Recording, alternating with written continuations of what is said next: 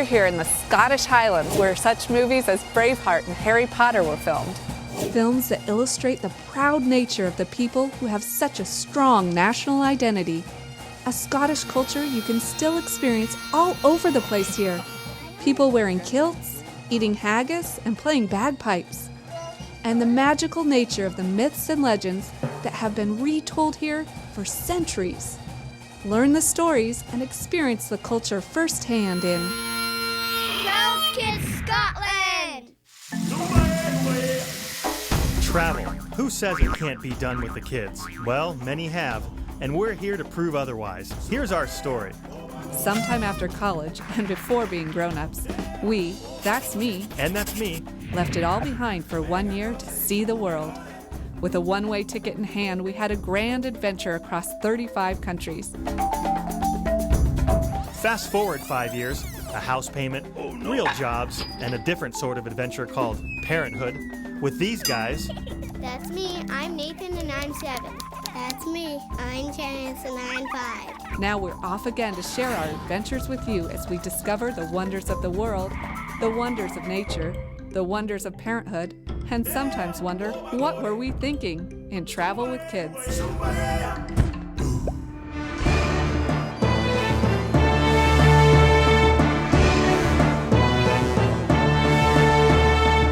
in this episode of Travel with Kids, join us as we travel through the craggly plains of the Scottish Highlands, from snow-capped mountains to monster-filled lochs.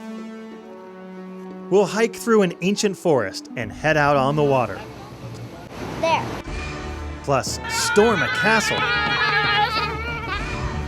on the top castle! taste some haggis, kind of crunchy, and help Santa take care of some very special friends. It's fun because they look it off. And try to solve the mystery behind Scotland's most famous resident. I found Nessie, and there's only one of them because I saw no others with him when I saw him jump up. With tall rolling mountains giving way to forested lakes, green valleys and villages surrounding vast lakes, the Highlands have a dramatic scenery unparalleled in this part of the world. Locked in by the Grampian Mountains to the south and west, and the Moray Firth to the north, the northeastern Highlands are less visited by tourists and therefore offer a more authentic experience.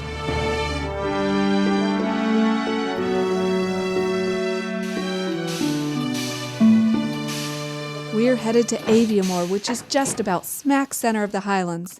But to get to the Highlands, you have to pass through either Glasgow or Edinburgh.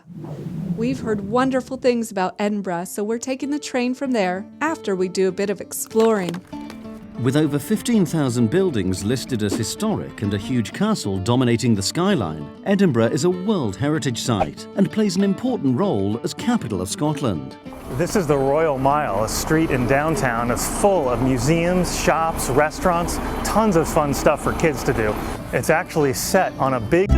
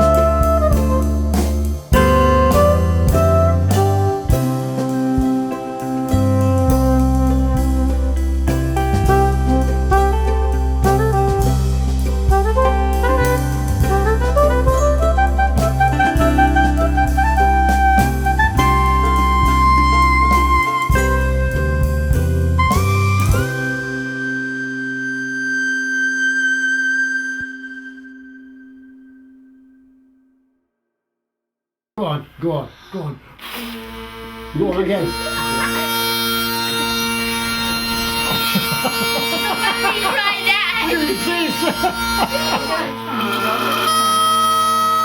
Don't get dizzy.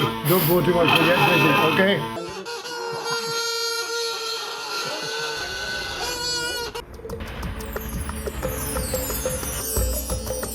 The kids love Edinburgh.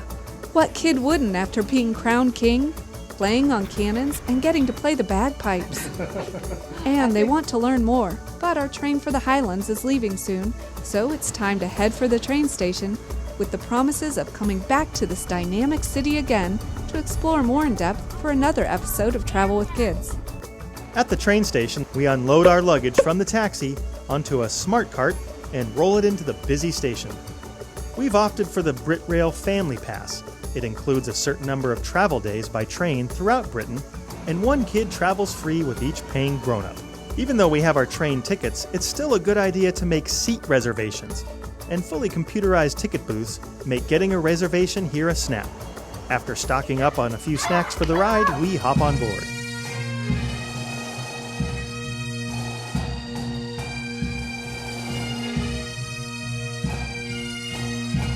The train to the Highland takes just over 2 hours, and the kids have lots of fun listening to their music with some new bagpipe music thrown in. Watching the bogs and craggly hills pass by, pointing out castles and sheeps. Way back there, it's a fat sheep. There's the conductor. Start it.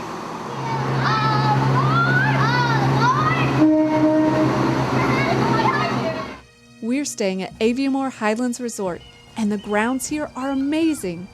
Large tracts of forest provide plenty of room for exploring.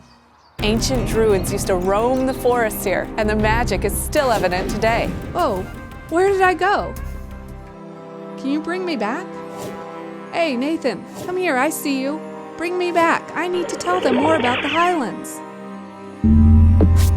And imagining the magical moments so much a part of the many Highlands legends and myths. After a walk through the forest, we decide to head into the town of Aviemore. Situated within Cairngorms National Park, Aviemore is a popular tourist resort. With a population of just over 2,000 people, the town offers a quiet village-like atmosphere, while amazing nearby attractions and activities like skiing, hiking, ice skating and more lurk in the forest beyond. After strolling through the town, we decide on dinner at the local pub, where menu items like a bang of bangers, mince and tatties, boom bang and bangers, roast and Yorkie, or hand-reared haggis. What are they? I think these need a bit of explaining. Hand-reared haggis, that sounds delicious. You want to try that? No. Boom, bang, and bangers, I think that's potatoes. Or maybe a hit song from the 50s. The boys order off the kids menu, which offers some regular favorites from home. With a belly full of haggis, it's time to scamper back through the forest to our cabin and off to bed.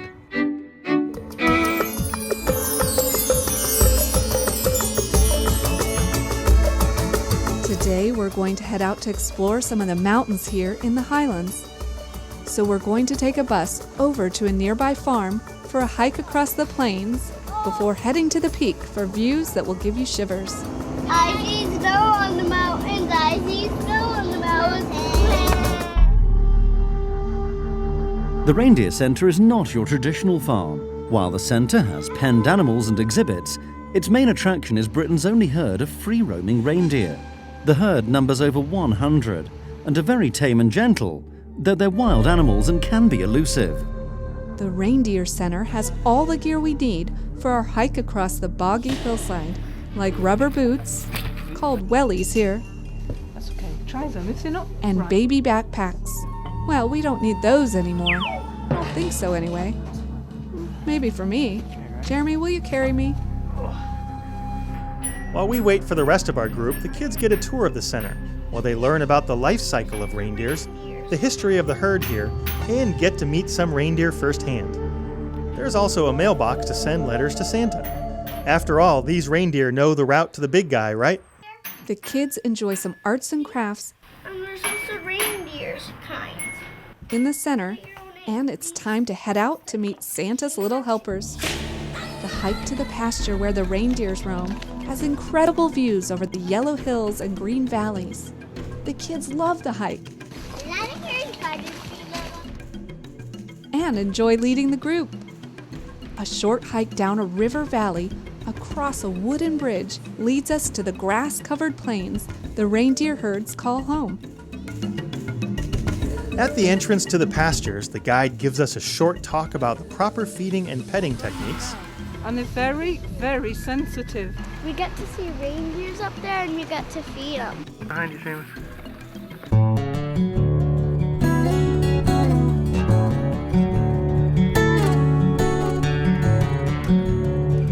Inside the gate, we walk down a wooden pathway.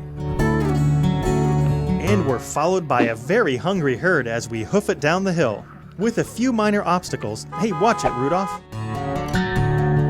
This is extraordinary.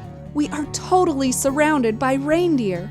Their big brown eyes stare up at us, soft noses twitching slightly, thick furry bodies scrambling down the hill beside us. Their fuzzy horns really seem to set them apart.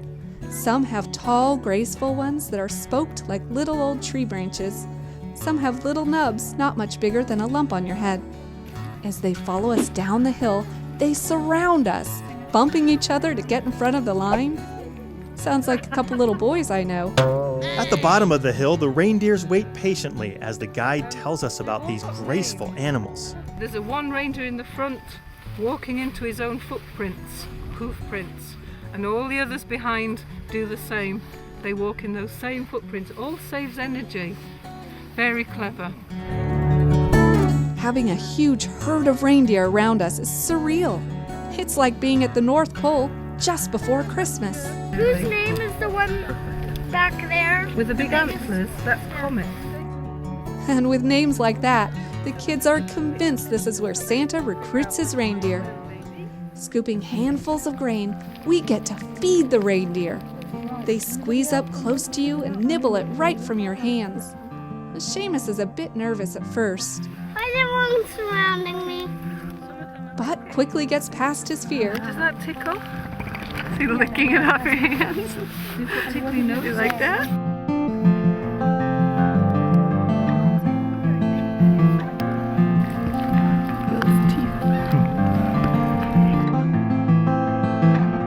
It's fun because they lick it off. Feeding the reindeer was a thrill. The huge animals waving their peach fuzz antlers around the air, leaping over the boggy, muddy plains.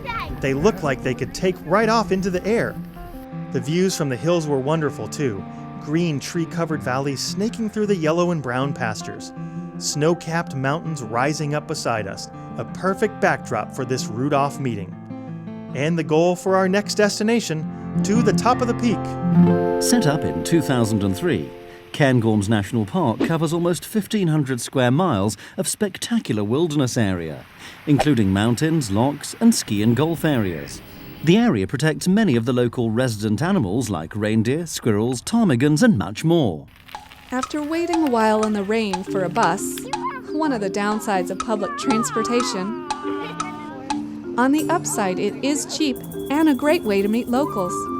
A hair-raising ride along a windy, wet road lands us at the tram stop for Cairngorms Mountain. Travel by funicular.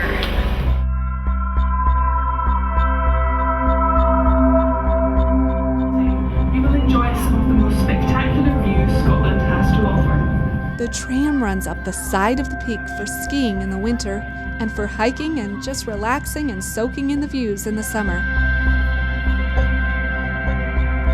But with the storm moving in here, we're not sure what types of views we're in for. The tram is really cool. The tracks snake up the side of the mountain. At the top of the mountain, the lodge has a great museum showing where in the world we are and how the mountains we are standing on were formed, and giving information about the local plants and animals. Come here, this is cool. Sit down, be quiet, and stay calm. Sit down. They also have a replica of the tram, like the one we rode up, and Nathan has fun driving. As we round the stairs up to the lodge restaurant, we're in for a blinding surprise. Whiteout conditions in the middle of summer. Snow in May? Well, I guess they're not kidding when they say prepare for any type of weather, any time of year in the British Isles. Cool! So misty! The kids are really excited by the sudden North Pole conditions and learn about why people love coming here in the winter. After the snowball fight, it's time to relax and warm up with a cup of hot chocolate and some lunch. We could enjoy the views, but visibility is still next to nothing. So, back on board the tram.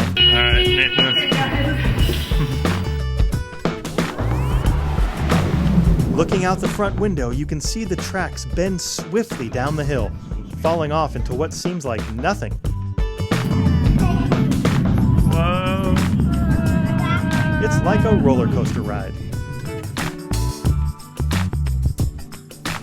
And just before we reach the bottom, the clouds break, and we enjoy incredible vistas over the snowy mountains, where our reindeer friends graze on to the verdant valleys, dotted with quiet villages like Aviemore. Well, there comes a time in every travel show to check out the local food. Pizza! Sandwiches are good. So this morning, the chef at our hotel is kind enough to explain some traditional Scottish dishes and let us taste them. Most of the stuff here is traditional Scottish breakfast. All right, time for a real Scottish breakfast. We have the potato scones, which are unique to Scotland. You don't really get them anywhere else except Scotland. Sounds yummy. I like potato, and I like scones.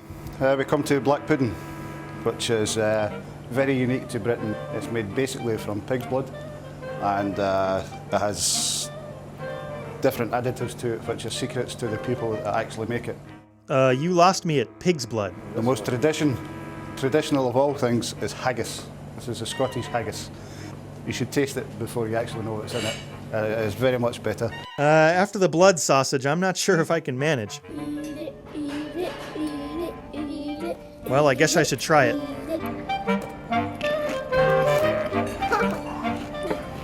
Not bad. But it's made from the offal of sheep. Sheep's brains, livers, hearts. What did he just say? Sheep's brains, livers, hearts. It's mixed with barley, sometimes oats. Again, secret recipes. Not everybody knows what's in the recipes. Kind of crunchy. I wonder if I can con the kids into trying it. Open, open, open, open, open. You don't get any candy till you eat all your haggis. Well, they're not going for it.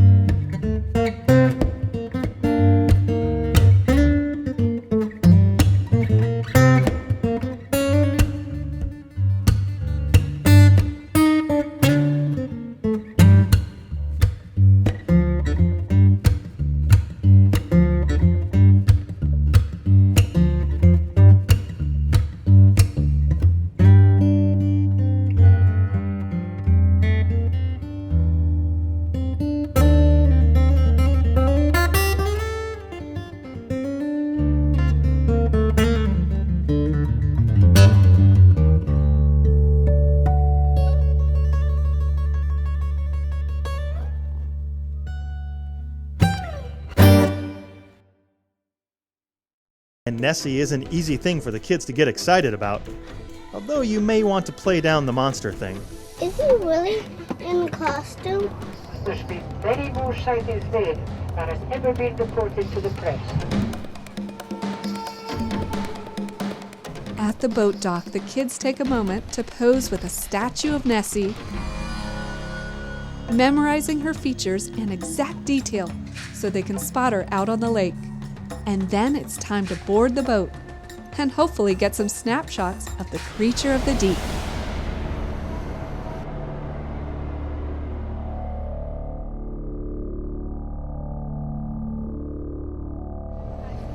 After enjoying a snack on board, all the kids get a goodie bag from the captain. They have fun playing with the Nessie puzzle and love keeping all their new stuff in the Nessie bag. The boat ride takes us past some beautiful scenery. Green fields with little stone farmhouses, yellow flowers blooming along the curving lake shore. The gray, smooth lake glistening in the sunlight. A black, shiny creature cutting through the waves. What? We're here on Loch Ness searching for the monster. Nathan, did you see it? Yeah. There. Over there. Oh, yeah? I found Nessie, and there's only one of them because I saw no others with him. I only saw a wave in front of him. Well, I guess that's it. The mystery solved. Nathan saw Nessie.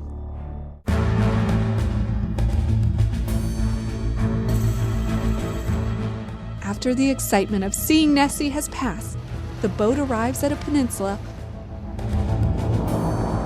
with a towering castle complex. Urquhart Castle was a Pict stronghold during the Middle Ages. In 1296, the castle was captured by Edward I.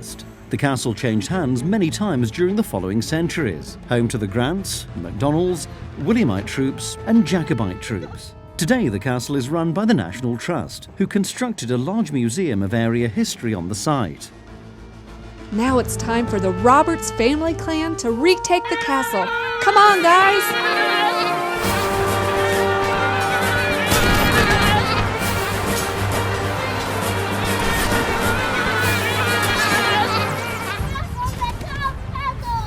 From the top of the turret, we have views across the rest of the castle walls and buildings, dotted on the bright green grass and surrounded by high sea cliffs leading down to the water.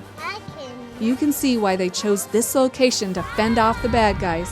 The kids are having so much fun running up and down the spiral stairs.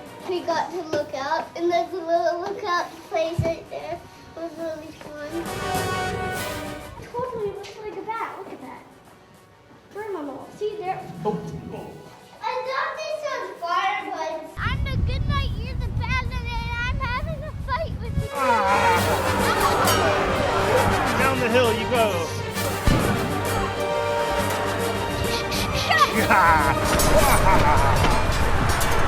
Down you go into the moat. All in all, a really fun day. But now it's time to board the bus back to Inverness so we don't miss our train to Aviemore. Back on the bus, the kids unload the backpack gift they got on the boat, and the bag is packed with Nessie souvenirs. It keeps them well entertained on the way back to Inverness. It's sunset by the time we get to Aviemore, and as we unload off the train, the soulful sounds of a bagpipe waft down the tracks towards us.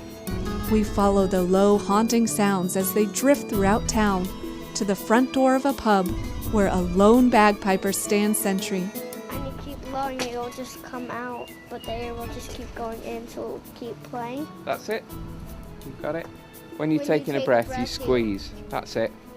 And lets us in on the secret of the plaid as well. Traditionally, the clansmen would have gone out hunting in. So this is actually the Hunting Macintosh clan. As we sit and enjoy the last few minutes of the day, surrounded by the quaint village, the mystical forest, and the incredible surround sound of the bagpipe, we reflect on our time here in Scotland, exploring the castle and the history of Edinburgh, feeding the reindeer and playing in the snow in the Cairngorm Mountains, searching the lochs for Scotland's famous monster, tasting haggis, and enjoying the music and culture that has given Scottish people such a strong national identity. And we look forward to going back to Edinburgh to experience more of that vibrant city's museums and rich heritage. Thanks for joining us in this edition of Travel with Kids. For more information on family-friendly destinations or for family travel tips, visit travelwithkids.tv.